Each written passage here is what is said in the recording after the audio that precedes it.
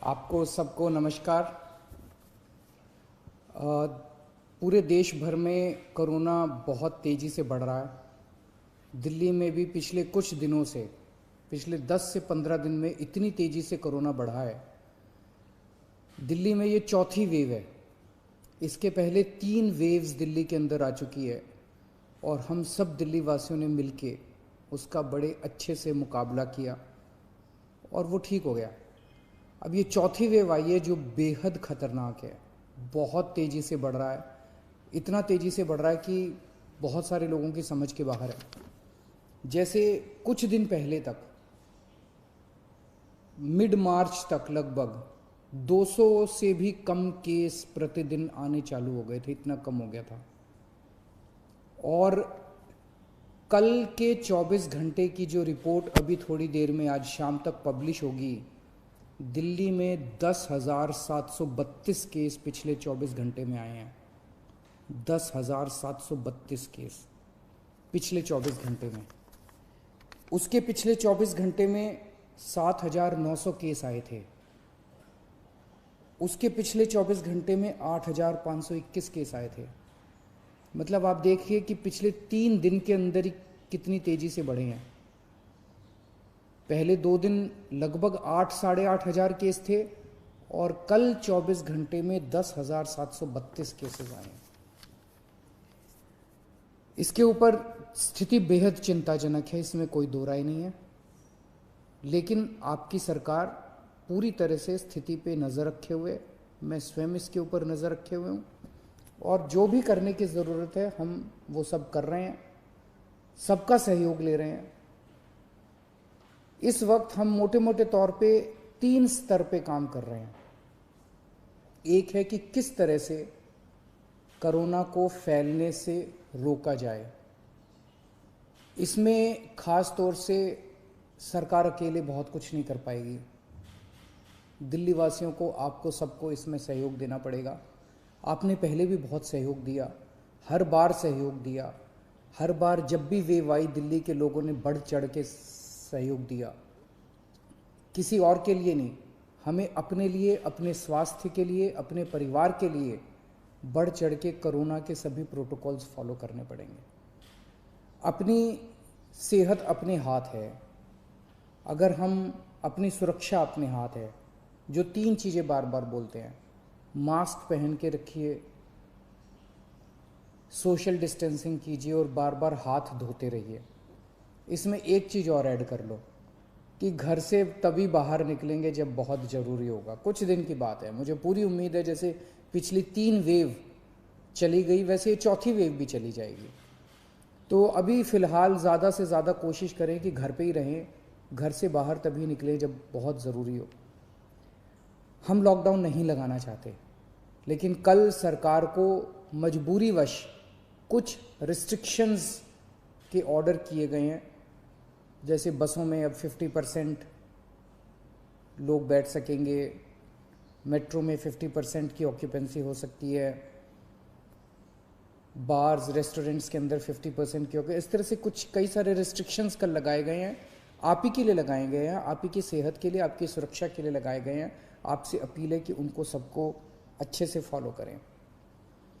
तो एक तरफ हम कोरोना को रोकने की कोशिश, स्प्रेड को रोकने की कोशिश कर रहे हैं। दूसरी तरफ इतनी तेज़ी से जब कोरोना के मरीज बढ़ रहे हैं, किसी को कोरोना होता है तो वो फिर या तो होम आइसोलेशन में जाता है और या फिर अस्पताल की तरफ जाता है। हम चाहते हैं, पूरी कोशिश कर रहे हैं और पूरा इंतज़ाम किया है कि जब कोई अस्पताल में जाए, उसे अस्पताल की ज़रूरत पड़े, इलाज की ज़रूरत पड़े, तो उसे दिल्ली के लोगों को बेस्ट से बेस्ट इलाज मिलना चाहिए। किसी तरह की बेड की कमी नहीं होनी चाहिए, ऑक्सीजन की कमी नहीं होनी चाहिए, वेंटिलेटर की कमी नहीं होनी चाहिए। उसका सारा इंतज़ाम हम लोग कर रहे हैं। नवंबर के महीने में हम एक पीक देख चुके हैं। नवंबर के महीने में जो पीक आई थी वो 8,500 केसेस की थी। आज हम ऑलरेडी 10,700 केसेस क्रॉस कर चुके हैं। तो ये नवंबर से भी ज़्यादा खतरनाक इस वक्त की पीक है। तो हॉस्पिटल, कल मैं LNJP हॉस्पिटल गया था उसका मुआयना करने के लिए। सभी डॉक्टर्स से, नर्सेस से बात हुई, वहाँ का सारा जायज़ा लिया। मैं पूरे दिल्ली वासियों की तरफ से अपने डॉक्टर्स को, नर्सेज को, पैरामेडिक स्टाफ को, सबको हाथ जोड़ के सैल्यूट करना चाहता हूँ, धन्यवाद देना चाहता हूँ कि पिछले 1 साल से लगे हुए हैं वो लोग। उन्होंने अभी भी पूरी तन्मयता के साथ वो लोग लगे हुए हैं। कल उनसे सबसे बात की। हम पूरी तरीके से हॉस्पिटल मैनेजमेंट के ऊपर ध्यान दे रहे हैं। कुछ लोगों के मेरे पास मैसेजेस आए पिछले कुछ दिनों के अंदर कि सर हम इस अस्पताल में गए, इधर बेड नहीं मिल रहा, उसमें गए, उसमें बेड नहीं मिल रहा। वो ऐप जो हमने हॉस्पिटल बेड्स का जारी किया था कुछ महीने पहले, पिछली जो पहली वेव आई थी जून के महीने में, 6 महीने पहले, वो ऐप आज भी काम कर रहा है। तो अगर आपको अस्पताल की ज़रूरत है, अगर आपको कोरोना हो गया, अस्पताल जाने की ज़रूरत है, तो किस अस्पताल में बेड अवेलेबल है वो आप अपने ऐप से देख लीजिए। ऐप, सारे लोग ऐप डाउनलोड कर लो और उस ऐप से आप लोग देख लीजिए कि किस अस्पताल में बेड की ज़रूरत है और कहाँ। तो सीधे मरीज को उधर ही लेके जाओ, एक अस्पताल से दूसरे अस्पताल में जाने की जरूरत नहीं है, पहली चीज़। दूसरी चीज़, कुछ लोग केवल प्राइवेट अस्पतालों की तरफ दौड़ रहे हैं। प्राइवेट अस्पतालों में बेड थोड़े कम होते हैं। अब दिल्ली के अंदर पिछले 5 साल में आपकी सरकार ने मिलकर दिल्ली के सरकारी अस्पतालों को बहुत शानदार कर दिया है। दिल्ली के सरकारी अस्पतालों में बहुत अच्छा इलाज हो रहा है। पैसे वाले लोग भी दिल्ली के सरकारी अस्पतालों में जा रहे हैं। मेरी आप लोगों से निवेदन है कि सब लोग प्राइवेट अस्पतालों की तरफ मत दौड़िए। सरकारी अस्पतालों में जाएंगे, वहाँ भी आपको अच्छा इलाज मिलेगा। सरकारी अस्पतालों में भी आप जा सकते हैं। अगर आपका ऐप दिखाता है कि सरकारी अस्पताल में बेड खाली है तो सरकारी अस्पताल में जाइए, लेकिन अस्पताल में तभी जाइए जब आपको ज़रूरत हो। अगर सब लोग अस्पतालों की तरफ दौड़ने लग गए, अस्पताल कम पड़ जाएंगे। अगर सब लोग अस्पतालों की तरफ दौड़ने लग गए, बेड कम पड़ जाएंगे, आईसीयू कम पड़ जाएंगे, वेंटिलेटर कम पड़ जाएंगे। तो अगर आपको अस्पताल की ज़रूरत है तभी अस्पताल में जाइए, वरना होम आइसोलेशन में रहिए।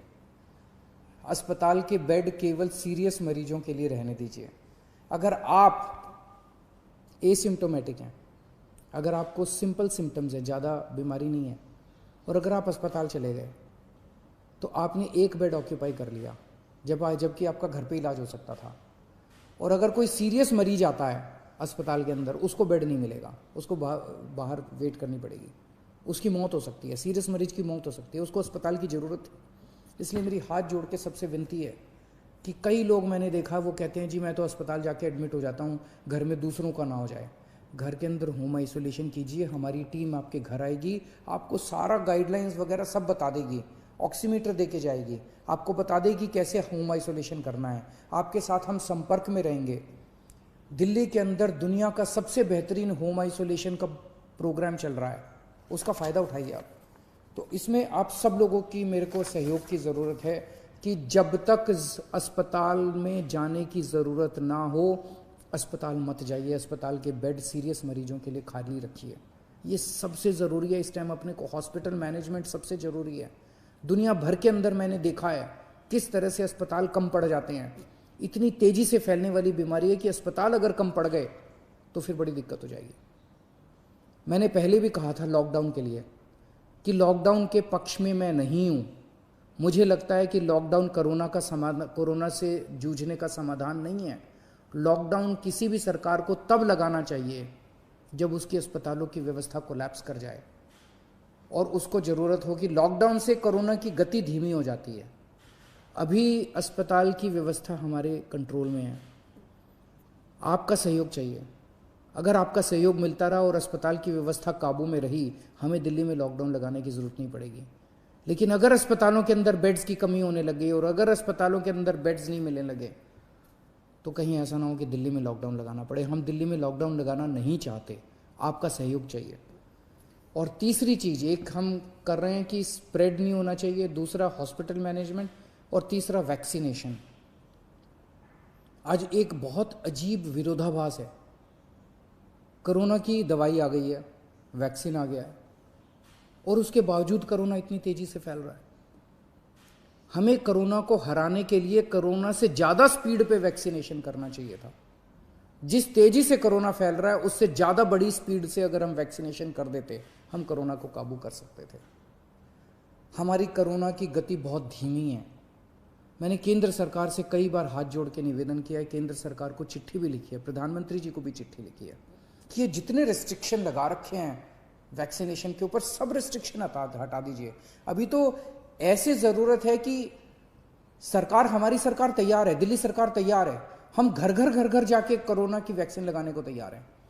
हमारे स्टाफ जो है वो घर घर जाके वैक्सीनेशन लगाने को तैयार है। 2 महीने 3 महीने के अंदर, मैं अभी मुख्यमंत्रियों की जब बैठक हुई उसमें और भी 2-3 मुख्यमंत्रियों ने कहा कि हम 3 महीने के अंदर पूरे अपने राज्य को कोरोना की वैक्सीन लगा देंगे। आप ये रिस्ट्रिक्शंस हटा दीजिए, 45 साल से ऊपर वालों को लगेगी।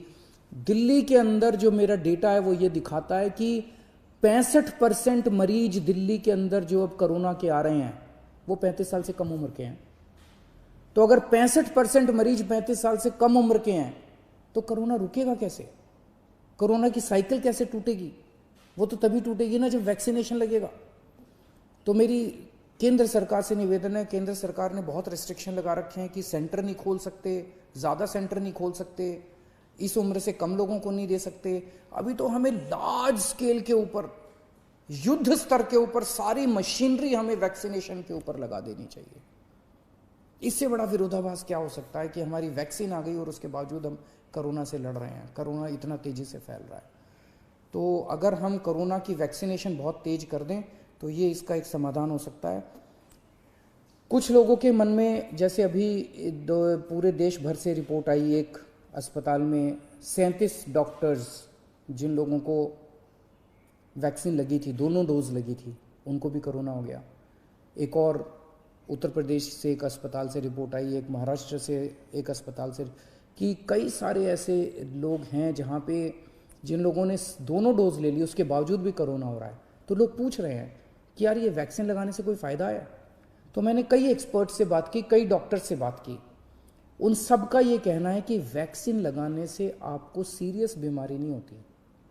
कोरोना दोबारा हो सकता है, वैक्सीन लगाने के बावजूद भी आपको मास्क पहनना चाहिए, सारी प्रिकॉशन लेनी चाहिए, लेकिन कोरोना फिर भी हो सकता है, लेकिन वो कोरोना सीरियस नहीं होगा, आपकी डेथ नहीं होगी, आपको हो सकता है आईसीयू में जाने की जरूरत ना पड़े, कोरोना की सीरियसनेस काफ़ी कम हो जाएगी। इसीलिए वैक्सीन का फ़ायदा है। तो जो लोग आज, केंद्र सरकार जब भी इसको खोलेगी रिस्ट्रिक्शंस को, बहुत अच्छी बात होगी, लेकिन जो लोग आज एलिजिबल हैं, 45 साल से ऊपर की उम्र के हैं, वो तो कम से कम सारे तुरंत जाके कोरोना की वैक्सीन लगवा लीजिए, अपनी सेफ्टी के लिए, अपने परिवार की सेफ्टी के लिए। हमने टेस्ट्स दिल्ली में बहुत ज़्यादा बढ़ा दिए हैं।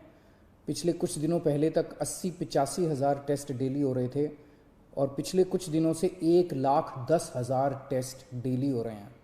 रात दिन पूरा स्टाफ, पूरे ऑफिसर्स काम करने में लगे हुए हैं और आपकी सेहत के लिए जो भी ज़रूरत पड़ेगी हम सभी करेंगे। मेरी सभी पॉलिटिकल पार्टीज से निवेदन है, अपील है, आइए सब मिलके काम करते हैं। ये वक्त राजनीति करने का नहीं है, ये वक्त एक दूसरे के ऊपर फिंगर पॉइंटिंग का नहीं है, ये वक्त एक दूसरे के ऊपर छीटाकशी करने का नहीं है, बाद में कर लेंगे राजनीति। सब मिलके अभी तो अब दिल्ली वासियों की सेवा करते हैं और मैं सभी लोगों से अपील करता हूँ, पिछली बार आप सबने सहयोग किया था, हम केंद्र सरकार से पूरा सहयोग ले रहे हैं। मैं सभी डॉक्टर्स से अपील करता हूँ, सभी डॉक्टर्स की एनजीओ से अपील करता हूँ, सभी धार्मिक संस्थानों से मैं हाथ जोड़ के अपील करता हूँ, सभी सामाजिक संस्थानों से, एनजीओ से अपील करता हूँ कि ये चौथी वेव बेहद खतरनाक है इंसानियत के लिए। हम सब लोग फिर से एक साथ जुड़ें और इस चौथी वेव का सामना करें। कुछ लोग कहते हैं, जब मैं उनको कहता हूँ कि मास्क क्यों नहीं पहना हुआ, कहते हैं सर 1 साल हो गया, अब थक गए हैं।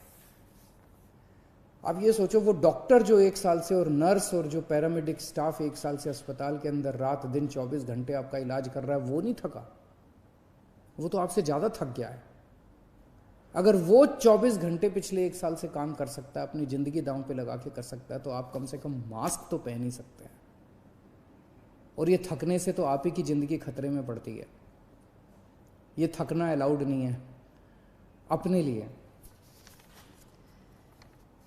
तो मैं फिर से आप सबसे यही अपील करूंगा कि बड़ा कठिन दौर है और सब लोग, मैं समझता हूँ कुछ दिन की बात है, कुछ दिन के अंदर, जैसे पिछले 3 पीक दिल्ली वासियों ने जम के इसको ठीक किया था, इस बार भी सब मिलके चौथी पीक का मुकाबला करेंगे। बहुत बहुत शुक्रिया।